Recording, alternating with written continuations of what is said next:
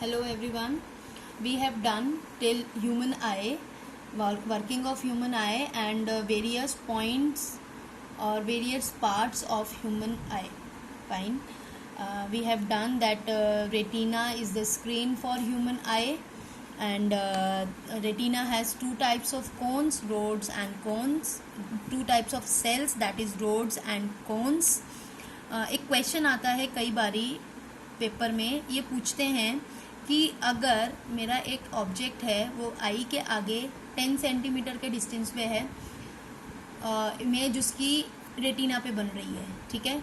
अब बताइए अगर मैंने उस डिस्टेंस को चेंज कर दिया, चाहे आगे कर दिया या पीछे कर दिया, तो इमेज कहाँ पे बनेगी, ठीक है। ऐसा क्वेश्चन आपके एनसीईआरटी में बैक एक्सरसाइज में भी होगा।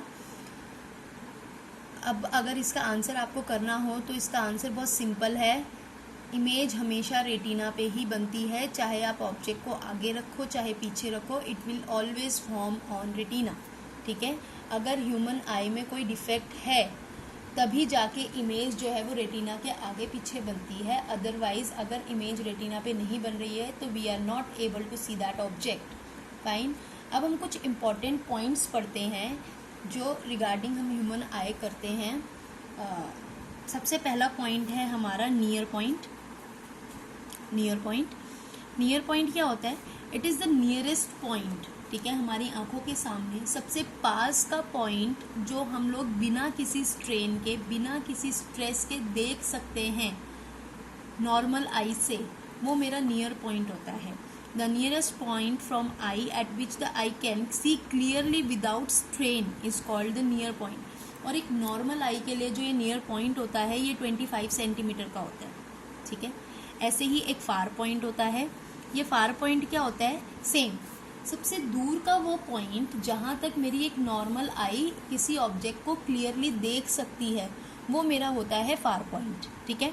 जैसे कि the farthest point up to which the human eye can see the object clearly is called the far point. और किसी भी ह्यूमन आई के लिए, एक नॉर्मल आई के लिए जो फार पॉइंट होता है वो इन्फिनिटी होता है। फाइन। नेक्स्ट हमारा आता है रेंज ऑफ विजन। रेंज का मतलब होता है, आप ऐसा कुछ मैथ्स में भी पढ़ते होंगे, रेंज क्या होती है। रेंज का मतलब होता है कि एक पॉइंट जहाँ से और किस पॉइंट तक हम लोग किसी ऑब्जेक्ट को देख सकते हैं, starting point and final point. तो distance between near point and far point जो होता है वो मेरा रेंज ऑफ विजन होता है, ठीक है। एक टर्म और होती है पावर ऑफ अकोमोडेशन। पेपर में कई बार पूछी जाती है कि पावर ऑफ अकोमोडेशन क्या होता है। पावर ऑफ अकोमोडेशन एक एबिलिटी होती है, ठीक है। हमें पता है कि जो आई लेंस है, ठीक है, आई लेंस को कौन होल्ड करता है? आई लेंस को सिलियरी मसल्स होल्ड करती है। उसके साइज को सिलियरी मसल्स कंट्रोल करती है कि अगर उसकी फोकल लेंथ को बढ़ाना है तो सिलियरी मसल्स अपने आप को क्या कर लेती है? सिलियरी मसल्स अपने आप को कॉन्ट्रैक्ट कर लेती है, और अगर रिलैक्स कर लेती है। और अगर उसको कम करना है फोकल लेंथ को तो वो अपने आप को कॉन्ट्रैक्ट कर लेती है, ठीक है। ऐसा हमने लास्ट लेक्चर में देखा था। उसी तरीके से जब पावर अकोमोडेशन की हम बात करते हैं तो ये एबिलिटी है उस लेंस की फोकल लेंथ को बढ़ाने की और कम करने की, ठीक है। It is the ability of an eye lens to it is the ability of an eye lens नहीं बोलेंगे, आई बोलेंगे। It is the ability of eye to adjust the focal length of a eye lens, ठीक है। Eye lens की focal length को adjust करने की जो एबिलिटी होती है वो मेरी पावर ऑफ अकोमोडेशन होती है, ठीक है। The ability of the eye to see near as well as the far object clearly is called the power of accommodation. और आप क्या लिख सकते हैं? आप लिख सकते हैं the ability to adjust the focal length of the eye lens is called the power of accommodation, ठीक है। ये 4 पॉइंट्स जो हैं ये बहुत इंपॉर्टेंट है।